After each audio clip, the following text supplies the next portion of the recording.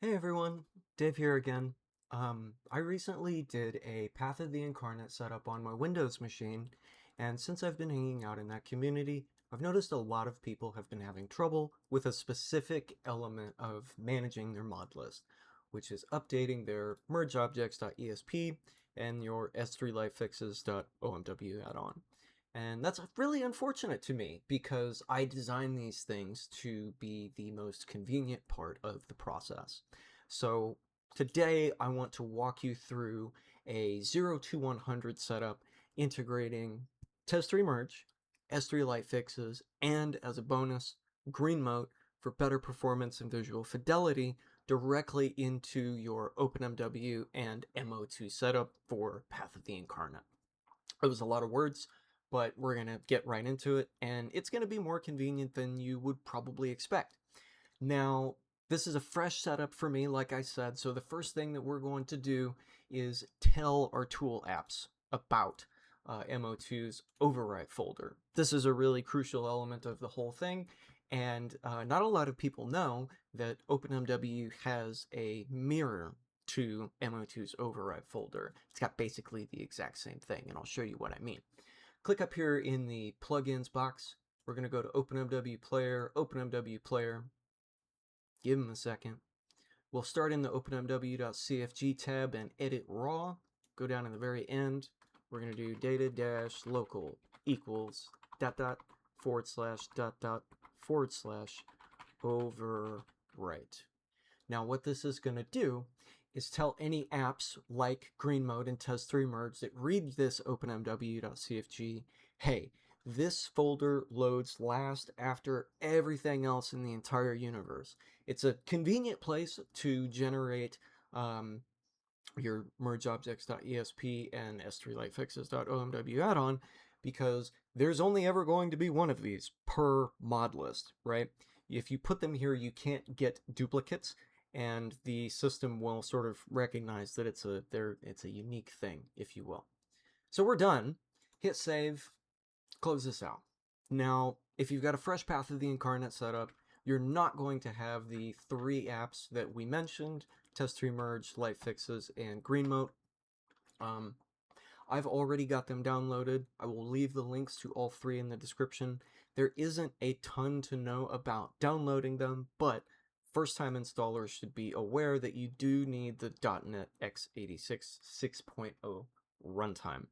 If you don't have that installed, that's a problem. So make sure when you download this, you grab this dependency before you follow along in the rest of the guide. Now, I've already got these downloaded, so I'm just going to jump straight into showing you how we install them and a minor tweak we're going to make along the way. Click this folder up here, well, the folder button. We're going to open our profile folder. Now, this is where your openmw.cfg is, which is the mod list that OpenMW recognizes. You'll also find your OpenMW logs in here, Lua storage, key bindings, all kinds of fun stuff.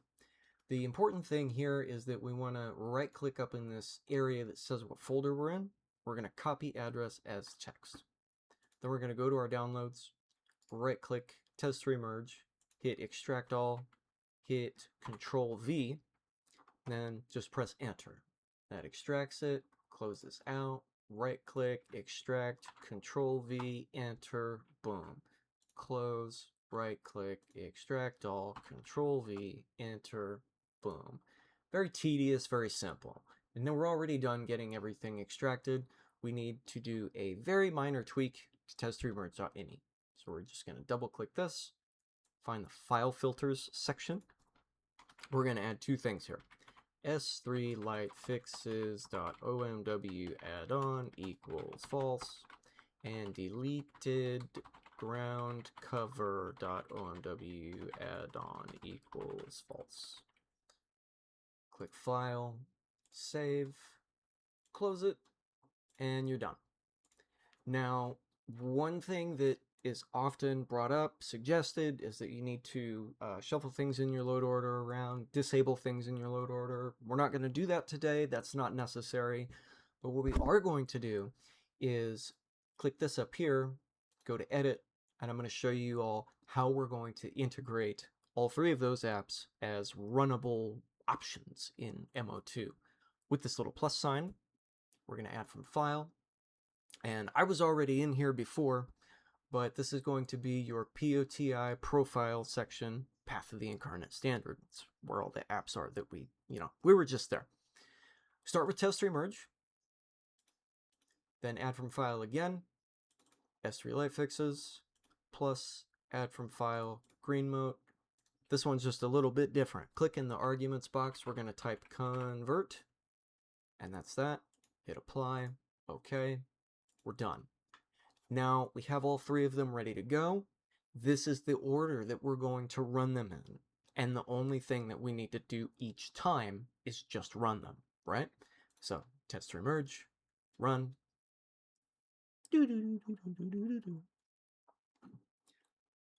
Now, Path of the Incarnate is a pretty big mod list. By my count here, there are 840 plugins total, not including the tool plugins that we are generating right now. So it takes a minute. On my setup, it takes approximately 40 to 45 seconds to run TES3Merge. The other two apps are slightly faster, but it takes a little bit.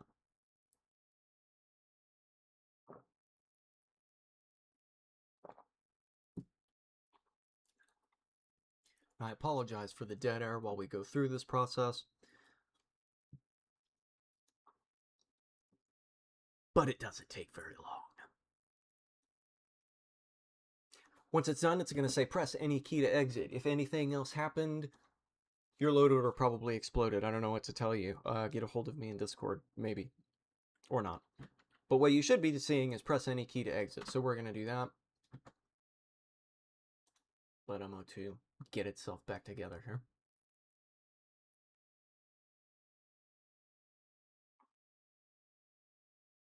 Come on, pal.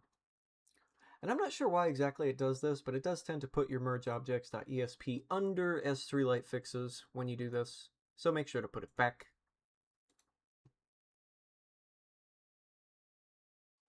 And then we'll go over here and run S3LightFixes.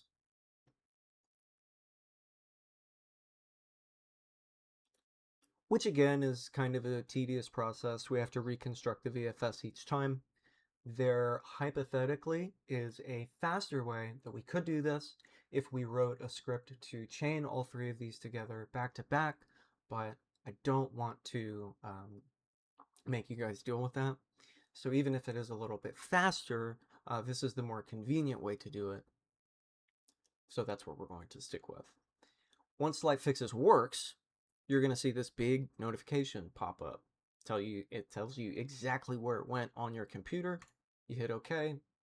Now we're done. Give it just a second to catch back up.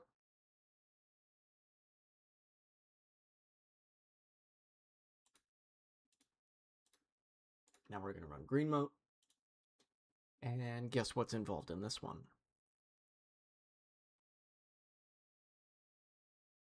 Now, if you're not familiar, what Greenmote does is to take objects in your game which look like grass, act like grass, and there are quite a few of them, especially in the vanilla game.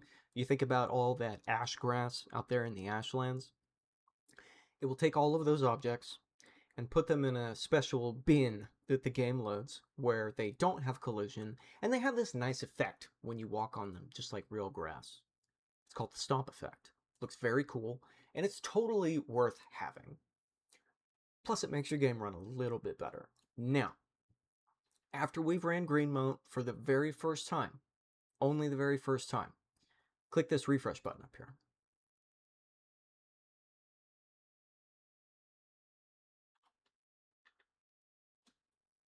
Sometimes you have to click it twice.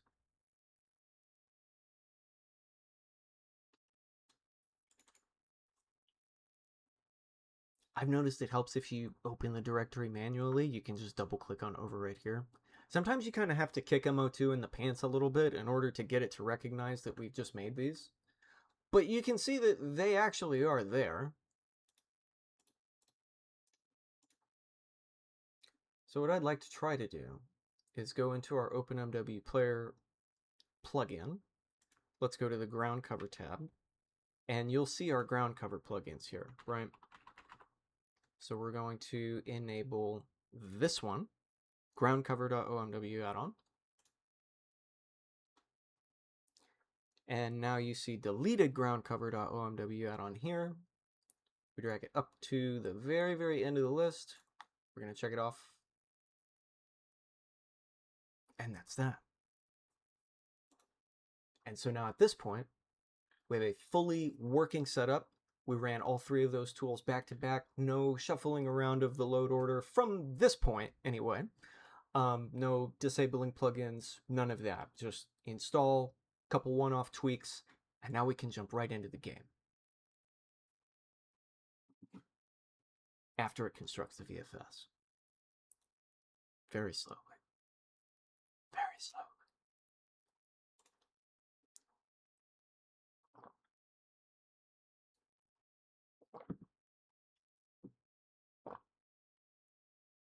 I just want to be able to get to the main menu in order to be able to demonstrate that this works properly so you guys don't think I'm crazy.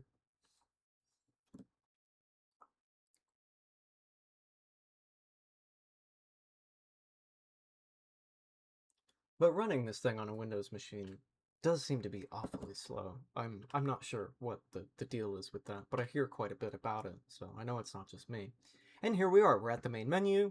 We just ran all of our tool plugins. We're done, right? So whenever you want to go in and tweak your mod list later, all you have to do, TES3Merge, LightFixes, Greenmote, boom. You sit around, you wait a little while, you don't do anything else. We don't disable stuff, we don't reorder, none of that. And because we're running Greenmote on top of that, we'll get some extra performance out of the setup that we weren't getting before. By the way, speaking of one-off config tweaks that will get us better performance than usual, I want to show you guys one more thing before we sign off for the day. Click the OpenMW player, or click the plugins button up here, go to OpenMW player. It's very awkward to describe because there's two buttons that say the same thing, right? But we're going to go to settings.cfg here, scroll on over to the Lua section, and you're going to want to make sure that the Lua profiler is off. Keep this thing off in normal gameplay, which is basically everybody. It's a default setting, but it's a bad default, and you should not have this setting on for normal play. Now, if you are testing performance of mods, that's one thing, but most of you aren't doing that, so yeah. And I hope that this video will simplify the process of updating your mod list from here. And yeah, thanks for watching. Please like, subscribe, tell your modder friends, and I'll see you guys in the next dispatch. Bye!